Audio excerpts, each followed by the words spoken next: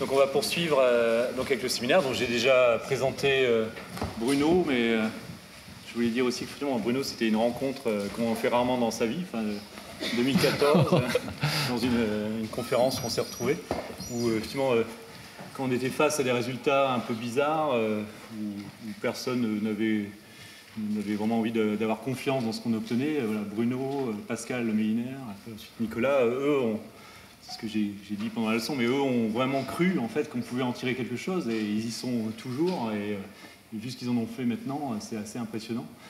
Et donc voilà, je pense que je vais te laisser la parole, Bruno, et je suis ravi de Ok, un grand merci Lidéric de m'avoir mis au même rang que, je pense, ton épouse, que Robert et la belle électrode. Ça me fait extrêmement plaisir. Non, en premier lieu, je ne vous cache pas que je suis assez impressionné parce que le Collège de France, c'est pas rien. Donc pour moi, même si je participe à la chaire de Lidéric et tout l'honneur en vient à Lidéric, je suis tout de même impressionné. C'est un site qui a énormément de valeur pour tous ceux qui ont, comme moi, une formation scientifique. J'ai eu la chance de rencontrer dans ma carrière des professeurs, voilà, et je dédie entre guillemets cette présentation à quelques personnes qui m'ont formé, qui sont entre autres un professeur qui s'appelait Pierre Blasi, de l'école de géologie de Nancy dont je suis issu, et ensuite mon directeur de thèse qui ne devait pas être présent mais que je n'ai pas vu, qui s'appelle Monsieur Michel Pichavant. C'est des gens qui m'ont donné goût à la science, et je pense que vis-à-vis de tous les jeunes là, qui sont là, je vois qu'il y a des jeunes présents dans la salle, ça me fait extrêmement plaisir. Croyez que la science, c'est un univers formidable. Quand on a la chance d'avoir été formé, d'avoir les outils, la formation qu'on peut avoir en France, ne quittez pas la science. Restez dans la science, restez dans ce qu'on vous a appris, n'allez pas vers la finance, tout ça. On a besoin de vous. Non, mais c'est pas une blague. On a vraiment besoin de vous. Gardez le moral. On vit une époque formidable, en fait, pour ceux qui font de la science. Parce que l'enjeu, il est majeur, il est clé, et on n'a pas le droit de passer à côté. Et si vous avez été formé sur la science, engagez-vous, prenez, allez-y, apportez les solutions. C'est vous qui allez faire la différence, et j'en suis persuadé. Et c'est une énorme opportunité pour cette génération-là. Donc ne soyez pas déprimés, comme j'entends aujourd'hui, le monde, la guerre en Ukraine, tout ça. Ok, le monde n'est pas forcément beau, mais il y a plein de choses à faire, et c'est entre autres ce qu'on veut faire aussi avec Switch Energy.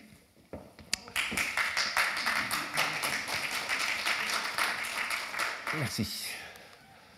Alors, je vais essayer de passer à la diapositive suivante. Moi, l'informatique, voilà. Alors, l'intitulé, l'énergie osmotique du nanotube au mégawatt. Effectivement, on est parti de très très loin, parce qu'en fait, ça m'a fait très plaisir dans le cours de Lidéric de revoir des articles qui sont des articles que j'ai lus à l'époque. Je parle notamment d'une publication qu'il a pu faire en 2013. Bon, on va revenir un peu aux fondamentaux, parce que sur l'énergie osmotique, Lidéric nous a présenté ça comme étant de récupérer l'entropie. Personnellement, l'entropie, je n'en trouve pas dans le supermarché. Je ne suis pas arrivé à en planter dans mon jardin. L'entropie, elle est partout, mais elle est nulle part. Et en fait, l'énergie osmotique, elle est bien sur Terre, donc il faut comprendre son origine. Son origine, c'est le chaînon manquant. C'est un seul, si vous regardez bien, là je parle de nature, et là, merci à ma formation de géologue, sur ce schéma-là, il y a toutes les énergies renouvelables d'aujourd'hui. À savoir que vous avez ici l'action du Soleil qui joue sur les océans, et quand le Soleil vient frapper les océans, en fait, il y a un phénomène qui s'appelle l'évaporation, et l'évaporation, c'est aussi du dessalement. Parce qu'en fait, quand il y a un changement de phase vapeur, et bien donc la source d'énergie douce, d'eau douce, c'est ni plus ni moins que les océans qui sont dessalés par le Soleil. Donc vous avez l'énergie solaire qui rentre là. Après, ces nuages qui sont formés par l'évaporation, ils sont transportés par une autre énergie renouvelable qui est l'éolien, le vent, d'accord ? Ça se transporte. Et il se trouve que ça vient se condenser sur les océans. Et l'eau est stockée sur les montagnes, sur les océans, sous forme de neige, sous forme de glaciers. Et là, on va pouvoir très vite découvrir la petite sœur qui est l'énergie hydrolienne, enfin l'hydraulique, l'eau qui s'écoule. Donc là, on a 3 éléments du maillon. Et le quatrième, le chaînon manquant, c'est l'énergie osmotique. C'est celle, en fait, qui vient tout boucler. C'est-à-dire que c'est de l'eau douce qui provient de l'énergie de dessalement qu'a produit le Soleil qui vient libérer une énergie quand elle rencontre l'eau de mer. Donc en fait, c'est une énergie naturelle purement naturelle, qui a un cycle, et ce qui est extrêmement intéressant, c'est qu'elle a certaines caractéristiques par rapport aux autres énergies, c'est qu'elle est bien sûr renouvelable, on l'a vu dans le schéma sans CO2, bien sûr non carbonée, elle est massive, parce que l'Idéric en parlait, c'est pas rien. J'ai bien aimé Robert, quand on voit Robert, ce qu'il déplace. Elle est inexploitée aujourd'hui, on ne sait pas la récolter, même si effectivement ça date des années 50, les premiers travaux qui ont pu être faits, et elle est permanente. Donc c'est des caractéristiques qui sont extrêmement importantes. C'est-à-dire que si je considère, par exemple, l'Idéric le parlait tout à l'heure par rapport aux éoliennes, on voyait que les éoliennes, c'est une énergie intermittente. Le soleil, c'est pareil, il est intermittent, il y a jour-nuit. L'énergie de l'hydroélectricité, elle est moins intermittente parce qu'on vient stocker. Et c'est la première énergie renouvelable aujourd'hui au niveau du globe, faut bien le savoir. Et l'énergie osmotique, c'est sa petite sœur, c'est celle qui est en bas et non pas en haut. Et on récupère comme ça toute l'énergie et elle est continue, permanente. Elle est souveraine aussi, c'est important, à savoir que l'énergie osmotique, elle se fait dans chacun des pays où on trouve de l'eau douce qui vient rencontrer l'eau de mer. En plus, elle est bien placée, parce que si on regarde un peu le développement des civilisations, la civilisation s'est toujours développée justement dans ces estuaires, dans ces zones-là. Si vous regardez, il y a très peu d'estuaires qui ne sont pas des zones économiques. C'est des ports, c'est des endroits de rencontre, parce que les rivières, les océans amènent des alluvions qui font que c'est cultivable. Si on regarde le Nil, à l'échelle de la planète, les estuaires ont toujours été, pour l'être humain, des points singuliers sur lesquels ils sont extrêmement présents. Donc, je voulais revenir sur ces valeurs-là, qui pour moi sont très importantes et qui permettent de voir le pourquoi de l'énergie osmotique. C'est le chaînon manquant, c'est bien ce qu'il faut s'imprimer dans la tête. Donc de toute façon, si ce n'est pas switch, même si je suis certain que ce sera switch, cette énergie, l'homme sera amené à la récupérer. Effectivement, la science fait avancer les choses.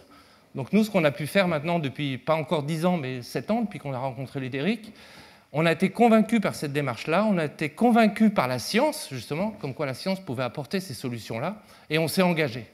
Et Switch, c'est ni plus ni moins qu'une histoire d'engagement, une bande de copains, et vous le verrez. Et on essaye de structurer quelque chose avec, par contre, des valeurs extrêmement fortes. C'est-à-dire qu'il n'y aurait pas d'entreprise s'il n'y avait pas ces valeurs-là. Et on veut les partager avec les jeunes, les partager avec les investisseurs, les partager avec tout le monde.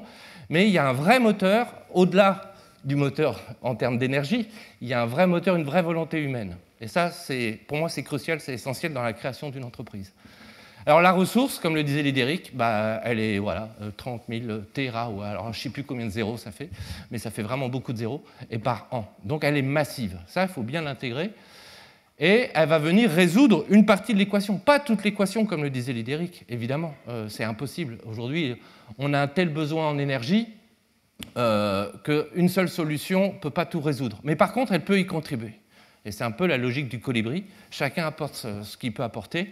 Sa goutte d'eau, l'énergie osmotique, ce n'est pas qu'une petite goutte d'eau. Si on regarde un peu les projections, vous pouvez voir ici. Ça, c'est la production d'électricité en 2022. 77%, ça reste du fossile. Alors, le fossile, c'est quoi? Le fossile, pareil, c'est ni plus ni moins qu'une énergie qui a été stockée sous terre. Par contre, ce qui se passe aujourd'hui, c'est qu'elle est encore stockée, mais qu'on la consomme beaucoup plus vite qu'on ne la stocke. Et c'est ça le problème. 2050, voilà un peu ce que ça serait sans osmotique, enfin tout au moins c'est les objectifs qui sont donnés. Alors entre cette période-là et 2050, ce qu'il faut bien intégrer aussi, c'est que la consommation prévue d'électricité double. C'est-à-dire que le gâteau, là, il est multiplié par 2 en fait, si on voulait représenter un diagramme un peu plus juste. Et voilà ce que ça pourrait être, et ce que ça va être d'ailleurs, je ne sais pas pourquoi, j'ai encore des doutes, mais je n'ai pas de doute. Ce que ça sera avec l'énergie osmotique en 2050. Donc on joue sur une part du gâteau, ok, c'est pas tout le gâteau, mais cette part de gâteau-là, on n'a pas le droit de ne pas la manger, quoi. On n'a pas le droit de ne pas aller la chercher. Elle a des vertus, je vais rappeler encore ces vertus, massives, continues, non carbonées. Donc de toute façon, c'est un engagement, c'est un devoir. C'est de l'ordre du devoir pour les générations, les jeunes générations, d'aller chercher cette énergie-là. Vous ne pourrez pas, je m'adresse aux jeunes, continuer un développement tel qu'il est prévu aujourd'hui sans aller chercher cette source d'énergie-là. Parce que sur le schéma que je vous ai présenté tout à l'heure, il n'y en a pas 50 autres. S'il y en avait 10 autres, vous me direz « Ah je vais plutôt aller chercher celle-là ». ok, mais il n'y en a pas 50 autres. S'il y a la géothermie, ok, qui est assez proche du nucléaire, en fait la géothermie c'est juste le moteur nucléaire de la Terre, de la planète, qui fait réchauffer de l'eau, ok, il y a cette source-là, pas simple à exploiter non plus, mais ça se compte sur les doigts de la main, les sources d'énergie qu'on peut aller chercher sans, si on veut continuer notre civilisation. C'est vraiment une problématique de civilisation, pas le voir autrement. Voilà. Alors l'énergie osmotique, ça paraît extrêmement simple. Si on le décrit, c'est quoi? Comme l'a exposé Lydéric, hein, c'est de l'eau douce, de l'eau salée et une membrane. On a vu que là, il se passait des choses. C'est la fameuse entropie qu'on cherche dans notre jardin. C'est cette énergie-là qu'on veut récupérer. Donc eau plus sel plus membrane égale énergie.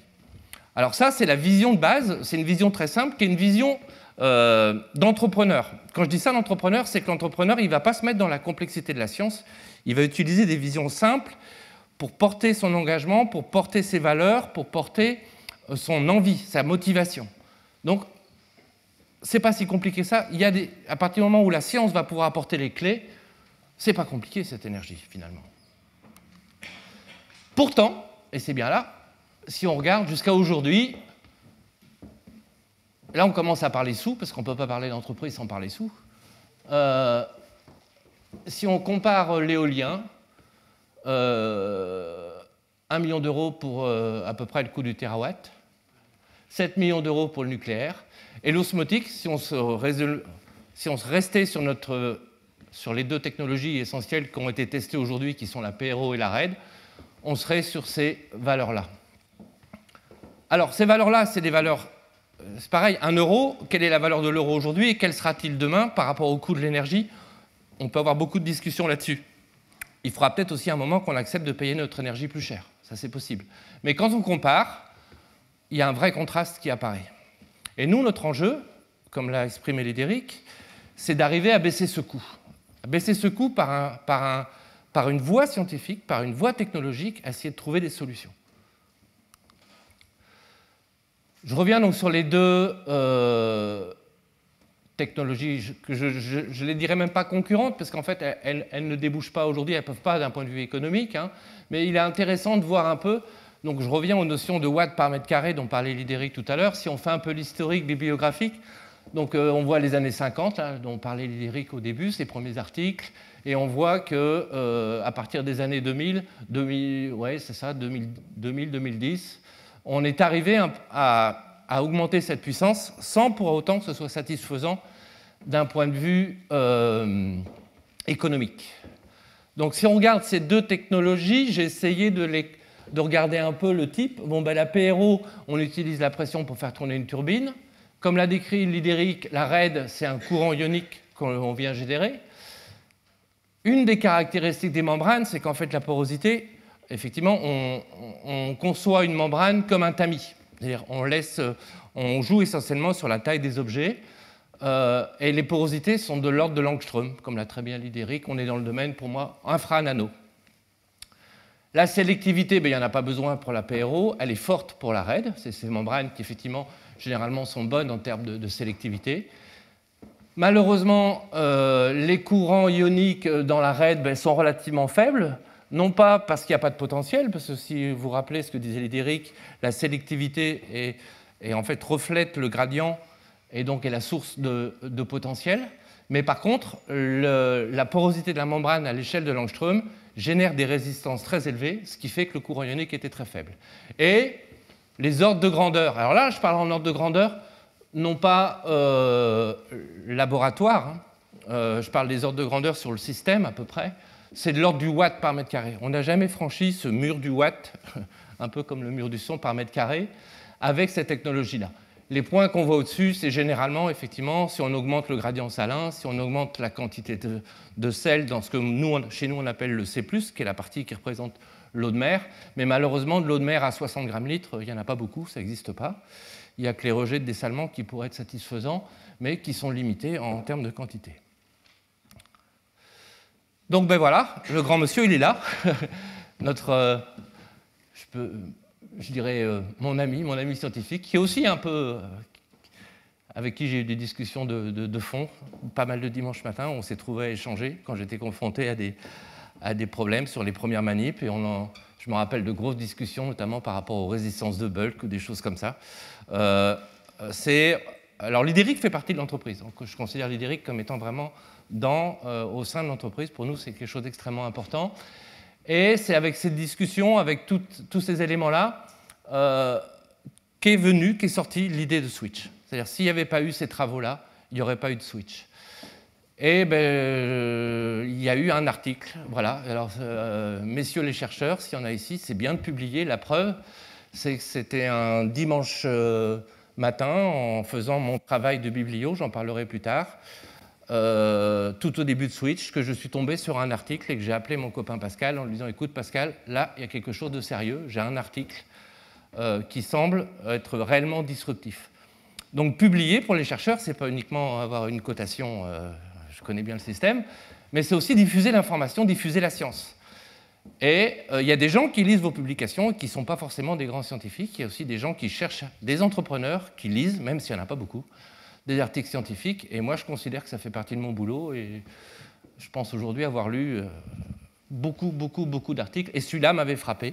Et c'est ce qui a permis de lancer Switch. Alors là, je vais illustrer un peu. Je ne me prétends pas du tout chercheur au même registre qu'un l'IDERIC. Ce n'est pas mon univers. Moi, mon univers, c'est beaucoup plus l'univers de la science appliquée. J'ai une carrière d'ingénieur, je suis aussi docteur en physico-chimie, mais la science, pour moi, ça a toujours été beaucoup plus un outil, je la comprends. C'est comme si vous saviez lire du solfège. Pour moi, la science, c'est le solfège. Et par contre, il faut écrire, il faut faire la musique, il faut composer. Donc on utilise cette science, on l'exploite d'une certaine manière, on la partage avec les scientifiques et on essaye d'en faire quelque chose. Donc je vais vous expliquer un peu la démarche qu'on a pu suivre depuis l'origine de Switch. Alors, si on cherche à lire l'article de l'IDERIC, je vous invite à le lire, vous verrez qu'il est assez complexe. Et en fait, pour vraiment faire quelque chose, il faut arriver à conceptualiser et à simplifier et à soutirer de ces articles des briques scientifiques clés. Moi, je me rappelle très bien être allé, je pense à peu près un mois et demi après avoir lu l'article de l'IDERIC. Je suis allé à sa rencontre à ce moment-là, il était de l'autre côté de l'océan. Et j'ai pris un avion et on s'est rencontrés ensemble, c'était au Québec à l'époque. Et l'IDERIC, je lui ai fait verbaliser, je lui ai fait m'expliquer son article pour arriver à en sortir des briques scientifiques. Alors ces briques scientifiques, elles sont assez simples quand on regarde. En fait, il m'a expliqué, voilà, à l'échelle nano, il se passe, c'est une interscience par rapport à ce qu'on connaît. On connaît bien la science qui pour moi est la science, ce qu'on appelle la science des atomes, la chimie, c'est-à-dire que en fait, là, c'est la taille des objets, c'est la structure des objets chimiques, de la molécule, de l'atome qui interfère, qui joue. Après, il y a au-delà de l'échelle micro, c'est la mécanique classique, quoi, la mécanique des fluides, ce sont les phénomènes de volume qui jouent. Et à l'échelle nano, il y a quelque chose d'extrêmement différent, c'est que ce sont les phénomènes de surface qui prévalent. Alors moi, ça me parlait, parce que j'avais déjà... En tant que géologue, on sait qu'il y a des choses, quand on étudie un peu la chimie minérale, quand on regarde des choses telles que les argiles, telles que toutes ces choses-là, on sait que la chimie de surface est quelque chose d'extrêmement important. Et donc, c'était un langage qui me parlait. Et il est arrivé, très vite, on est arrivé à une notion qui est cette... en fait, si on considère un solide et qu'on le met en solution, il y a ce phénomène de couche de Debye que l'IDERIC... écrit rapidement sur un tableau, c'est un acquis, la couche de Debye, LD.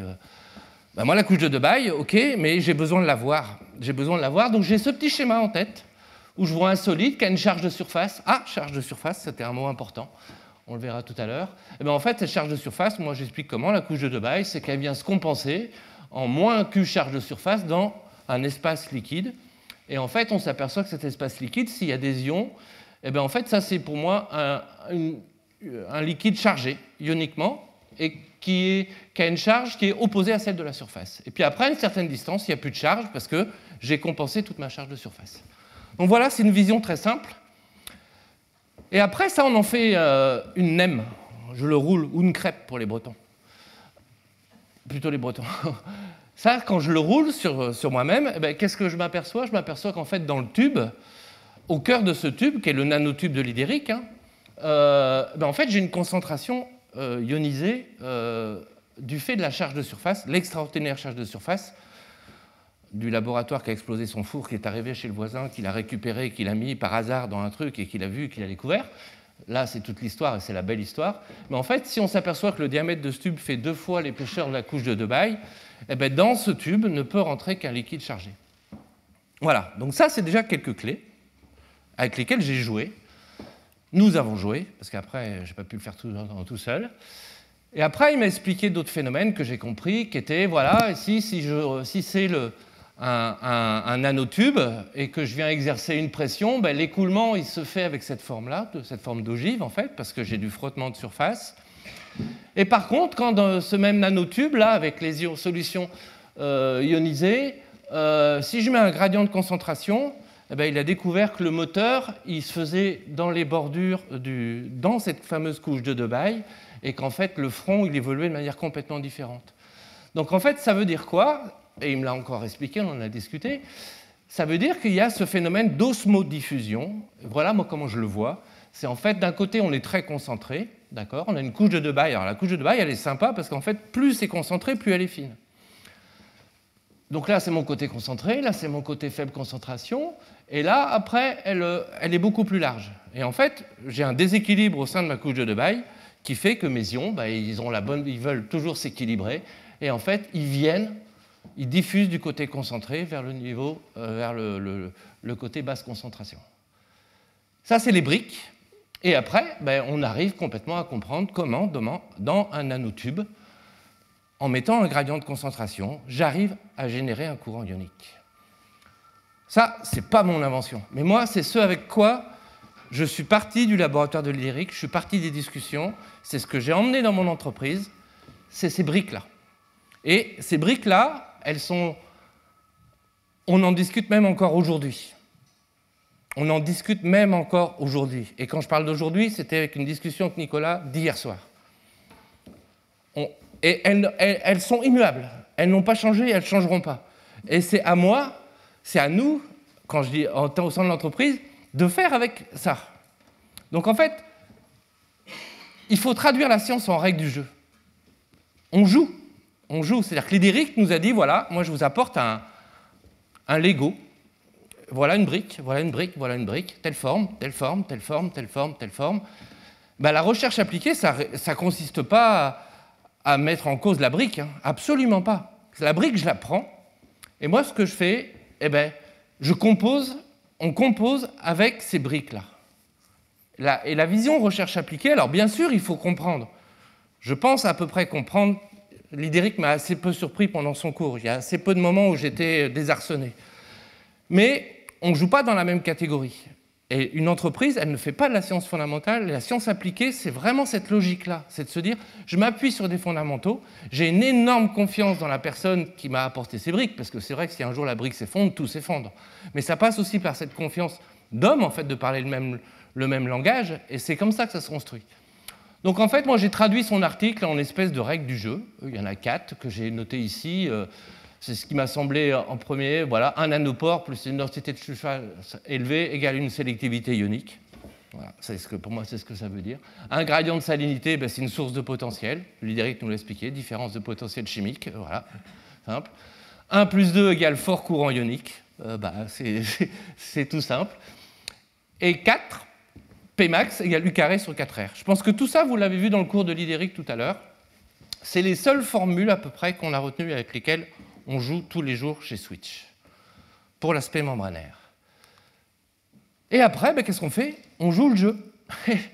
On a les règles du jeu, on a les briques. Et c'est quoi jouer le jeu?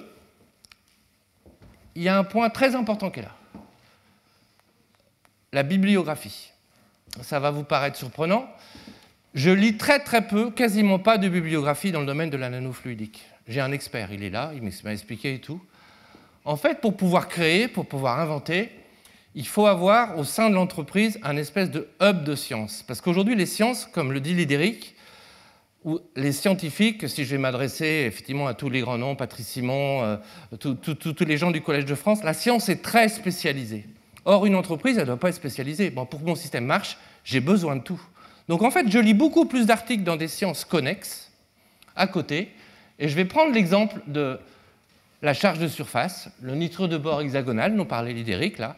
Ben, quand Lidéric m'a dit « Ouais, mon nanotube, je suis venu le voir, je lui ai dit « Mais c'est quoi la caractéristique quoi ?» Alors, il y a le nanotube, ok, puis après, il m'a lâché le mot charge de surface.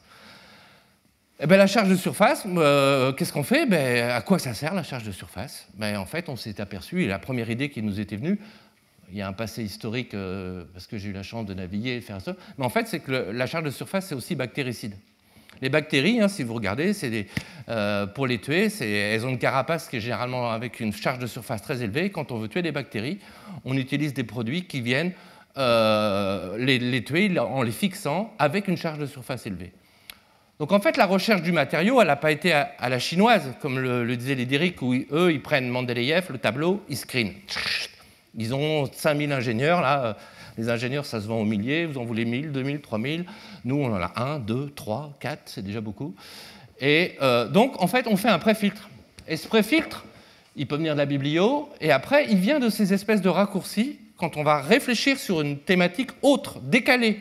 Mais la biblio sur les aspects charge de surface, vous arriverez très vite, vous verrez, à cette notion de bactéricide. Et bactéricide, ben, ça mène à quoi?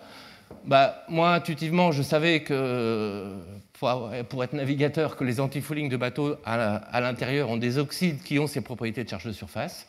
Il y a effectivement les verres auto-nettoyants de Saint-Gobain. Et en fait, ça nous a amené au TiO2. Donc le TiO2, on n'y est pas arrivé. Je n'ai pas acheté une pièce en l'air en disant « Ah, TiO2, je n'ai pas screené les trucs ». Mais en fait, c'était une vision dérivée.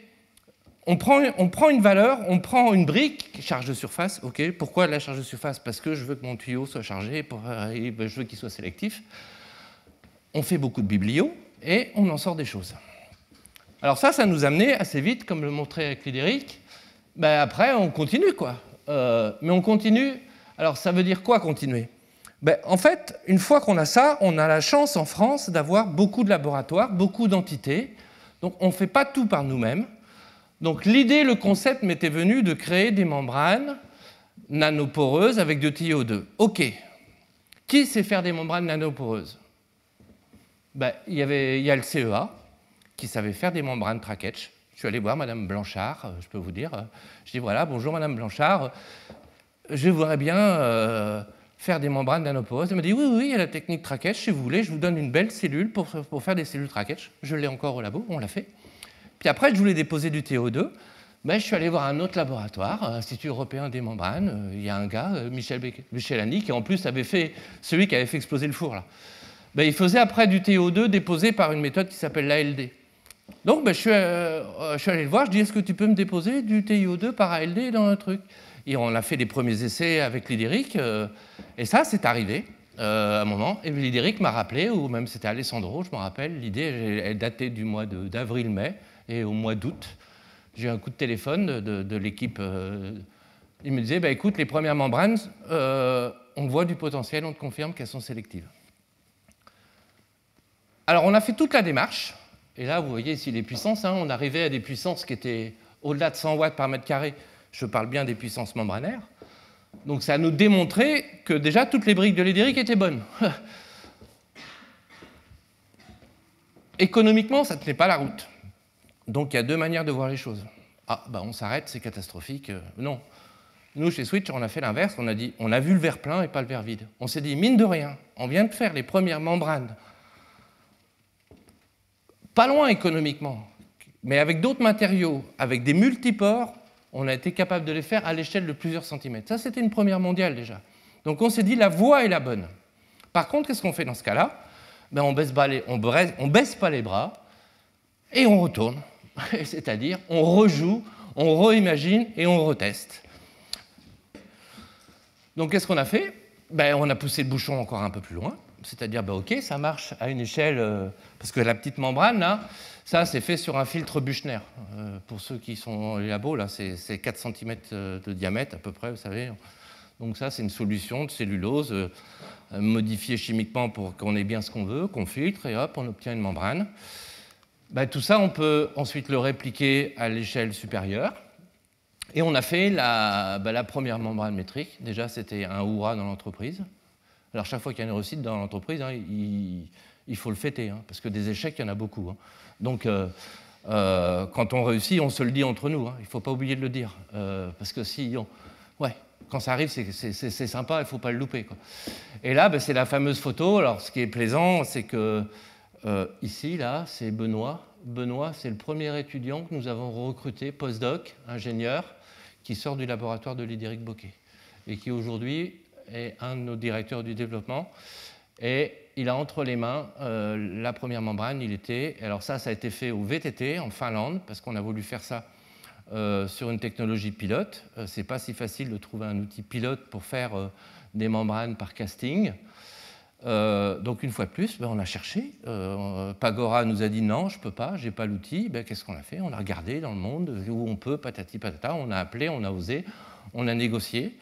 Voilà, et on a fait nos premières membranes donc en cellulose chargée qui permettent d'appliquer les quelques briques de Lidéric.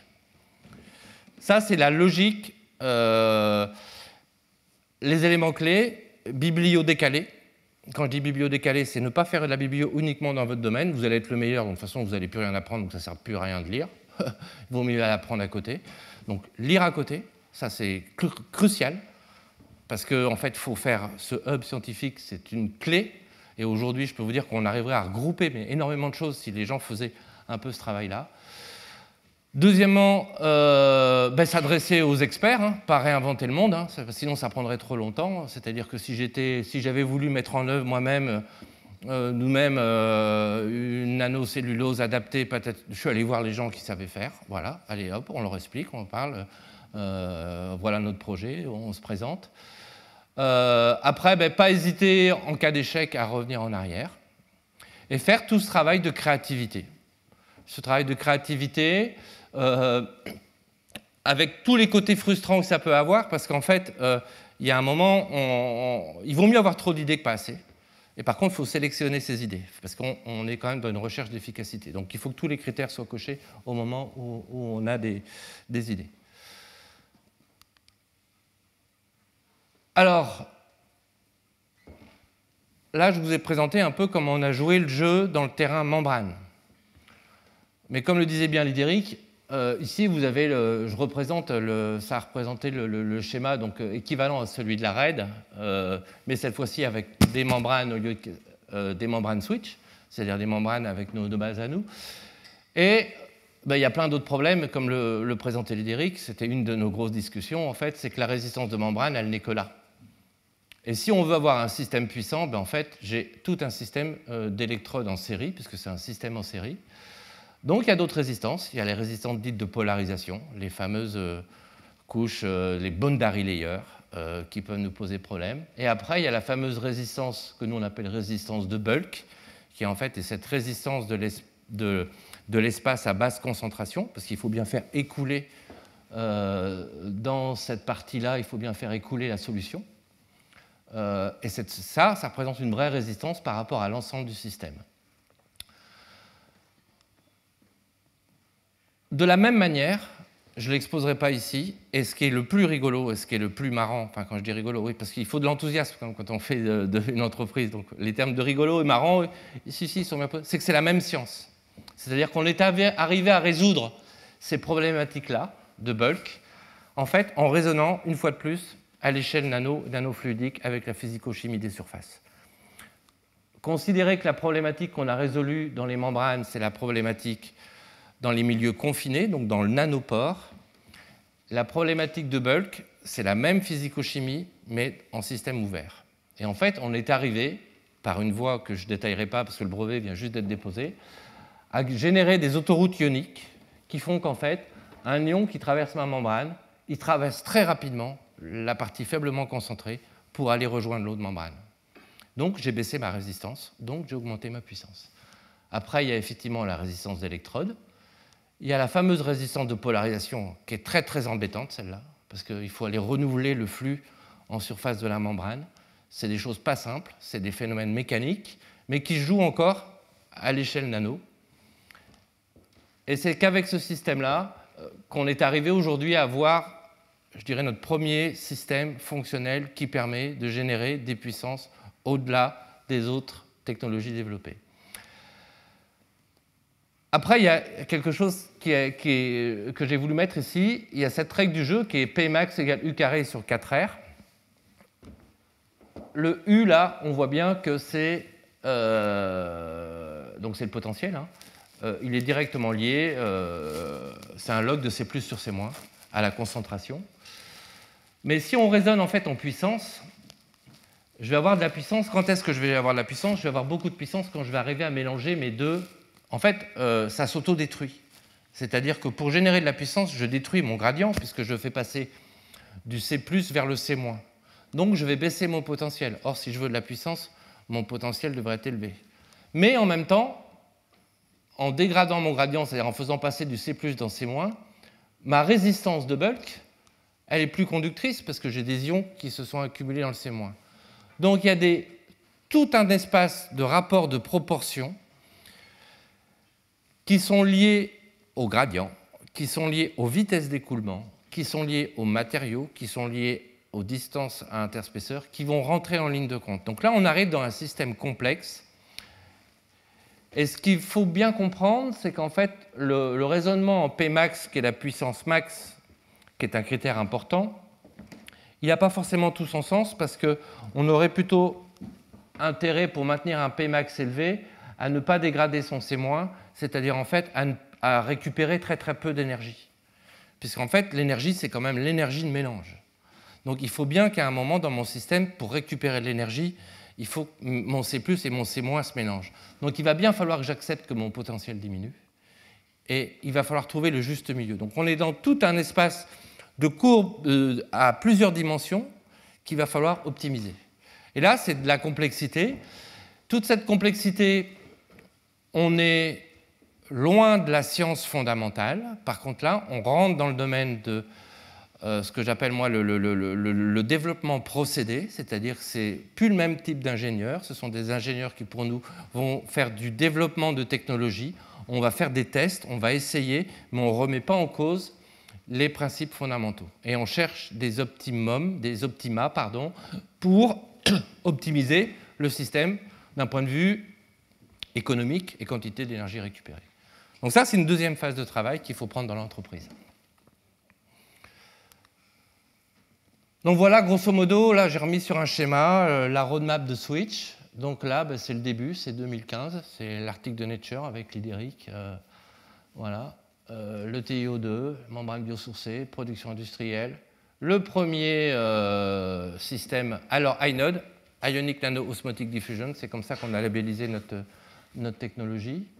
Et là, c'est le premier prototype complètement dimensionné, avec des équipes design, avec d'autres équipes qui sont venues nous aider à faire ça, produit par iNOD, avec toute la technologie propre à Switch. Vous voyez que dans la photo précédente, c'était l'univers virtuel, puisque ça, c'est une image 3D que nous ont fait nos ingénieurs de conception. Et ce qui est important, c'est que traduire le virtuel en réel, et ça, c'est le dernier prototype, 400 membranes, 400 membranes, qui a été monté chez Switch il y a 10 jours, si je ne me trompe pas, Nicolas, c'est ça. Voilà. Et ça, c'est du réel, donc c'est un vrai système. La dynamique de l'entreprise, c'est d'avoir transformé justement ce domaine conceptuel, ce domaine scientifique, en quelque chose de concret, de réel, avec quoi on peut jouer. C'est certainement pas le système final. J'aimerais bien savoir quelle était la première puissance faite par le premier panneau solaire qui a pu exister. Ça, c'est comme le premier panneau solaire. C'est le premier stack, c'est le premier système qui a permis de générer de l'énergie osmotique. Et franchement, on en est super fiers. Voilà, je pense que c'est la notion de fierté est quelque chose d'important. C'est une arrivée. Vous ne voyez peut-être pas les dimensions, mais ça fait déjà au moins... ça doit faire à peu près, je pense, 40 cm. Et là, il y a 400 membranes empilées. À la main. Il ne va pas falloir que ça dure. Parce qu'empiler à la main, c'est bien compliqué. La plateforme technologique iNOD, c'est quoi? C'est une technologie qui devrait être 10 fois moins chère, 20 fois plus puissante, Alors j'ai mis 98% respectueuse de l'environnement parce que je n'ai pas voulu faire de... il y a certainement, on doit prouver 2% qui font, je ne sais pas, sur les matériaux, tout ça. Mais par contre, un énorme point, c'est qu'elle est 100% modulaire. Quand je dis 100% modulaire, c'est qu'en fait, on va pouvoir implanter des centrales osmotiques avec des briques qui se posent les unes sur les autres. Et ça, c'est un point très fort dans le domaine des énergies renouvelables. Vous n'allez pas faire une centrale nucléaire modulaire. On n'arrive pas à faire des petits... Voilà. L'éolienne, bah, elle est modulaire, mais enfin, quand on voit les champs, c'est à peine modulaire. Le panneau solaire l'est à peu près, je pense. Mais c'est vraiment un point fort. Alors, vous avez, je sais pas, vous avez vu en haut, j'ai transformé, c'était bien une plateforme technologique. Comme le disait Lidéric, on est aujourd'hui... On garde au sein de l'entreprise un département innovation. Ce département innovation qu'on appelle expérimentation, il travaille sur 2 sujets actuellement, qui sont les chaleurs perdues basse température. Alors on est sur une technologie relativement proche mais différente de celle qu'a testée Lidéric. Il y a certains inconvénients dans ce qu'a montré Lidéric, qui sont notamment les cinétiques de diffusion, tout ça. Donc on est sur d'autres techniques. Ça vient de démarrer, et on est aussi sur la production d'hydrogène vert, parce qu'effectivement, il faut bien voir qu'on vient de générer des courants ioniques, donc on a une source de potentiel naturel en milieu aqueux. Donc effectivement, si je remplace mes électrodes par de l'eau, je vais dégager de l'hydrogène, et de l'autre côté, je peux dégager de l'oxygène, si j'arrive à contenir le chlore qu'il y a dans l'eau de mer. Et aujourd'hui, il y a des avancées qui sont faites qui démontrent que je devrais être capable de pouvoir produire de l'hydrogène et de l'oxygène, et en plus, non pas consommer de l'électricité, mais produire de l'électricité. Je consommerai mon électrolyte qui est de l'eau. Ça, c'est une thématique qu'on veut aborder assez rapidement chez Switch, qui me paraît extrêmement prometteuse. Donc c'est pour ça qu'on parle aujourd'hui de plateforme technologique. C'est la vision qu'on a au sein de l'entreprise. Bien sûr, il y a l'énergie osmotique, mais il y a bien plus derrière, grâce aux sciences de mise en œuvre. Alors là, je vais vous parler, ça va être un peu plus rapide, et puis je ne suis pas forcément le mieux placé que ça, Nicolas le fera peut-être mieux que moi, mais c'est sur la logique, comment passer du laboratoire à l'entreprise. Il y a quelque chose d'extrêmement important, c'est de construire un écosystème évolutif et performant. On ne fait rien tout seul, j'ai déjà un peu expliqué tout à l'heure. Ben voilà un peu ce que c'était Switch de 2017 à 2020. Je vais me mettre ici parce qu'on était 3. Voilà, vous avez Switch 2017-2020. Nous étions 3. On a déposé quand même, je crois, 3 ou 4 brevets à l'époque. On n'avait pas beaucoup de sous. On a levé 1,4 million, ce qui n'est pas énorme. Et en fait, on est arrivé jusqu'aux membranes cellulose. Donc on avait fait preuve, on est arrivé d'abord à séduire des investisseurs. Bon, ce n'était pas beaucoup d'argent pour eux. On a gagné beaucoup de concours, le concours mondial d'innovation. Il y a de très bons outils en France qui sont BPI, qui sont tous ces gens-là, qui sont pour vous accompagner. Et ils apportent, quand on lève 1 euro public, 1 euro privé, on arrive grosso modo en France à lever 1 euro public. Il faut le savoir, il faut l'utiliser. Il faut savoir se vendre, il faut savoir bien communiquer. Mais c'est des outils extrêmement efficaces et on a la chance d'avoir ça en France. Donc il ne faut pas hésiter. Ben voilà un peu ce qu'était l'environnement scientifique avec lequel nous avons travaillé. Quand je vous disais qu'on ne voulait pas rester seul, ça, c'est tous les gens avec qui on a travaillé sur 4 ans. Ça passe par un nombre... et ça, c'est très important de le construire. On n'est pas tout seul. Ça coûte beaucoup plus cher de faire tout seul. Il faut arriver à trouver les partenaires, poser les limites de ce qu'on veut faire avec eux, garder ce qu'on doit garder chez nous, parce que l'IP, les brevets, c'est très important. Mais savoir construire cette sphère-là, c'est essentiel si on veut développer une entreprise. Tout au moins dans le domaine de la high-tech. Sinon, on ne peut pas le faire. Je vous le dis, sinon c'est impossible. Et tous ces gens-là, c'est assez rigolo. C'est assez rigolo. Ils sont tous de domaines différents. Pagora, là, c'était la cellulose. VTT, c'était pareil, c'était pour la cellulose. Tiens, Solvionic, c'est les liquides ioniques. IT4IP, les membranes traquettes, je peux tous vous les faire, je les connais par cœur. Mais ça, il faut aller. Si on ne construit pas ça, on ne développe pas une entreprise. L'innovation, on ne peut la sortir que comme ça. On ne peut pas tout faire soi-même. Par contre, trouver les partenaires, savoir leur parler, savoir négocier, savoir discuter, savoir expliquer, savoir séduire, tout ça, ça fait partie du boulot du chef d'entreprise. Ben voilà, après 2021-2022, Donc déjà, ça change d'échelle. Hein. Là, je pense qu'on devait être une vingtaine à peu près. Bon, ben, on change d'univers. À ce moment-là, moi, le scientifique que j'étais, ben, j'ai passé la présidence à Nicolas, qui est derrière nous. Tout simplement pourquoi? Parce que, enfin, la direction générale plutôt à Nicolas, parce que moi, je ne suis pas directeur général, je suis plutôt un scientifique. Je pouvais mener la barque à ce moment-là, et après, je transmets, parce qu'il y a une entreprise à développer, c'est un autre métier, c'est d'autres experts, il faut savoir s'entourer, il ne faut pas avoir d'ego, il faut rester dans la boîte, il faut construire ensemble.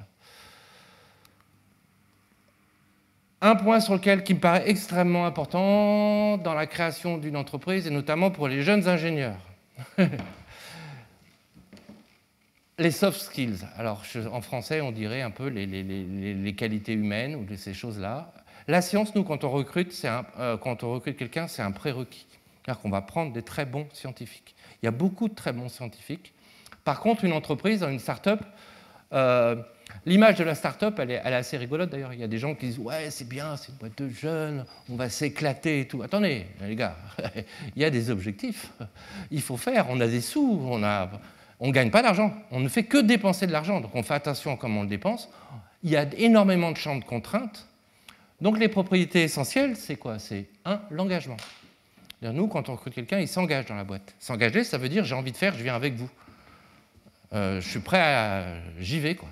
C'est une notion qu'on connaît bien dans le domaine de l'escalade. Je ne sais pas les gens qui en font, c'est quand on veut faire, on s'engage, on va chercher une prise, on prend un risque. Il y a cette notion d'engagement. Créativité. Ça correspond un peu à ce que je disais tout à l'heure, être capable d'aller chercher des idées à côté, avoir des courts-circuits, monter tout ça.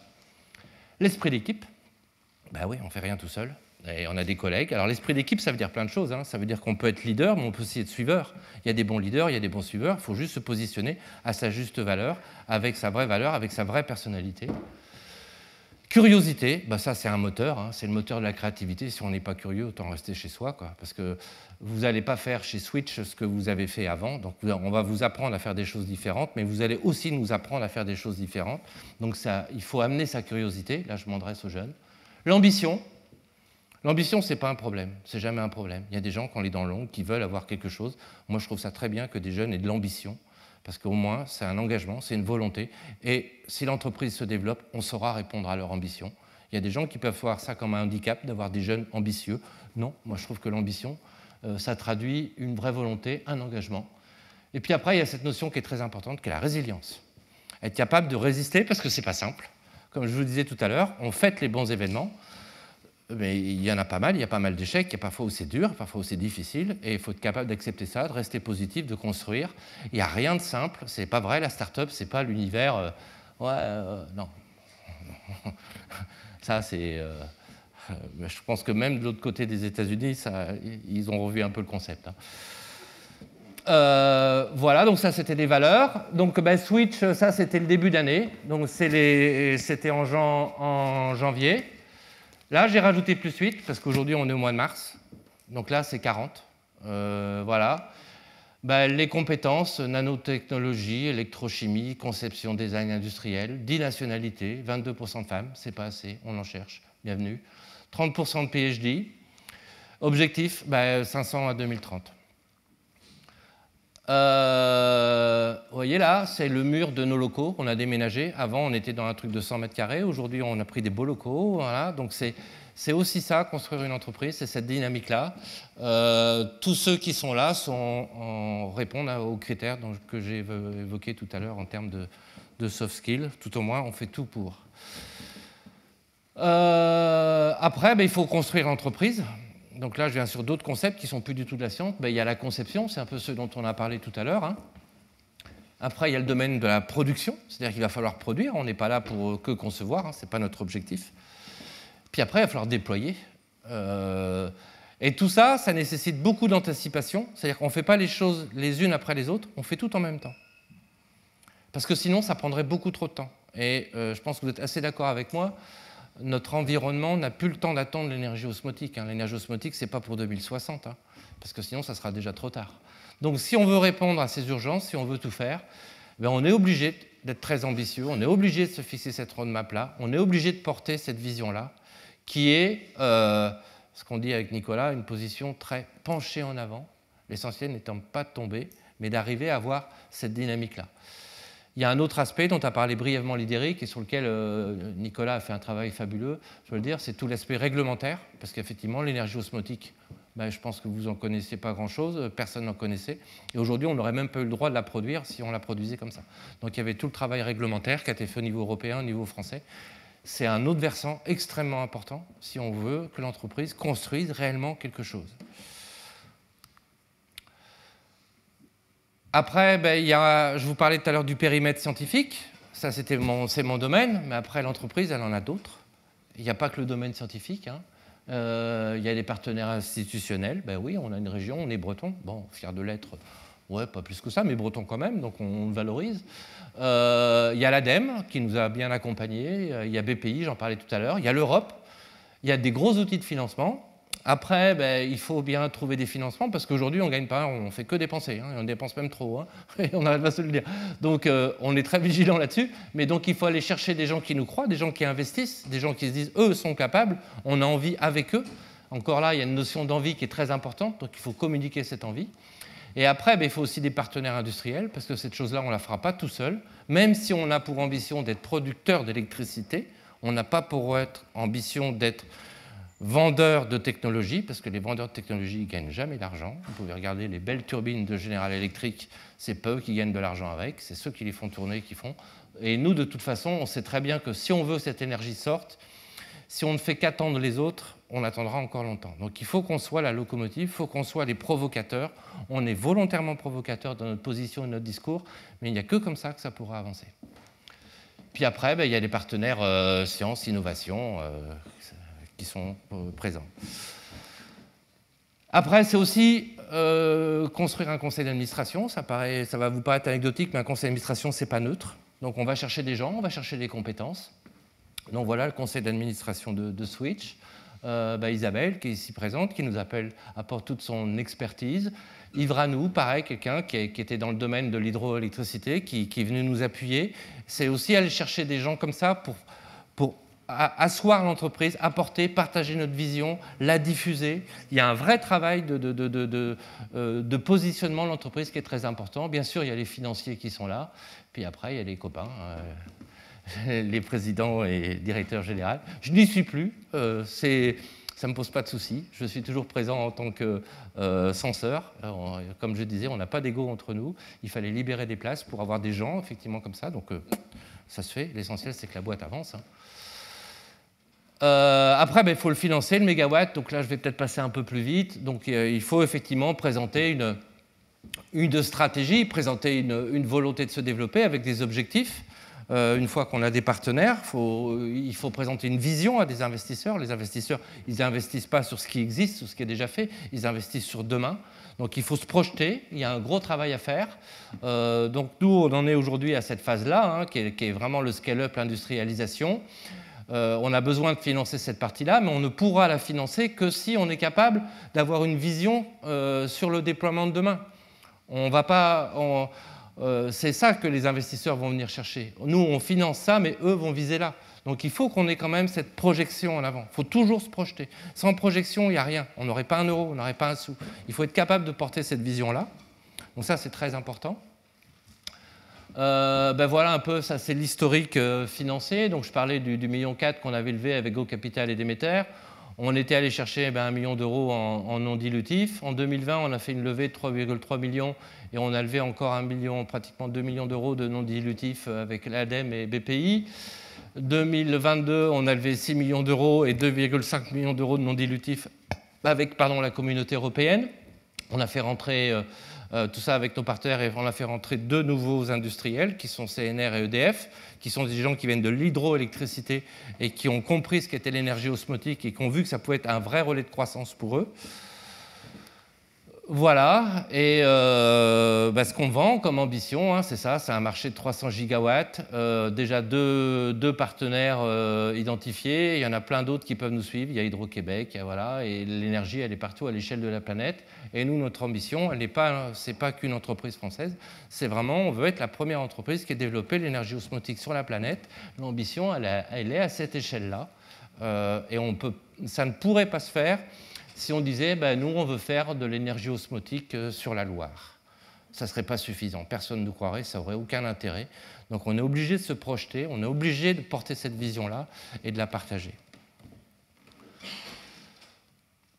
Voilà la roadmap, hein. 1 kW, donc ça c'est début 2023. Voilà, après ça va être les débuts avec la CNR, ce qu'on va aller mettre le premier module qui sera positionné à la CNR fin 2023. Et puis après, le 2024, on va aller atteindre le mégawatt. Les partenaires, je vais tout de même en parler. Donc le premier, c'était la CNR. Alors c'est la Compagnie nationale du Rhône. En fait, c'est une concession, c'est assez spécifique à la France. C'est entre Engie et les autorités locales et la Caisse des dépôts et consignations. Ils ont la concession d'exploitation du Rhône, le Rhône en tant que source d'énergie. Donc c'est essentiellement l'énergie hydroélectrique. Ils avaient identifié l'énergie osmotique depuis très longtemps déjà, mais par contre n'avaient jamais franchi le pas et n'avaient pas vu de solution technologique. C'est eux qui sont venus nous chercher, CNR, et une fois que CNR est venu, c'est aussi EDF qui est venu nous chercher. Alors, ça peut déstabiliser une entreprise, nous on le prend plutôt comme une opportunité, et surtout on le prend dans le sens où ça nous oblige à accélérer, ça nous oblige à nous pencher en avant, donc c'est plutôt un moteur, et on essaie de le voir de manière positive, parce qu'ils sont tout de même arrivés très tôt. Ben voilà ce que, voilà ce qu'on projette. Ce que pourrait être une centrale osmotique. Grosso modo, aujourd'hui, on est obligé de présenter des schémas comme ça pour que les gens conceptualisent bien les choses. Donc voilà ce que serait une centrale osmotique. On prendrait l'eau de rivière, on prendrait de la mer et on rejetterait l'ensemble dans l'estuaire. Donc ça, c'est la vision qu'on développe. La première, donc on aura un site normalement qui sera un premier site de démonstration à Barcarin, donc dans les Bouches-du-Rhône, qui va être lancé en fin d'année. Voilà, l'aventure ne fait que commencer. Et quelques petits messages qui sont importants, qui sont des valeurs qu'on a tous dans l'entreprise. Ça, c'est quelque chose de très important pour les jeunes. Just do nothing, it is impossible. Non, just do it, nothing is impossible. Croyez en vous. Si vous ne croyez pas en vous, vous croyez en personne. C'est très, très important.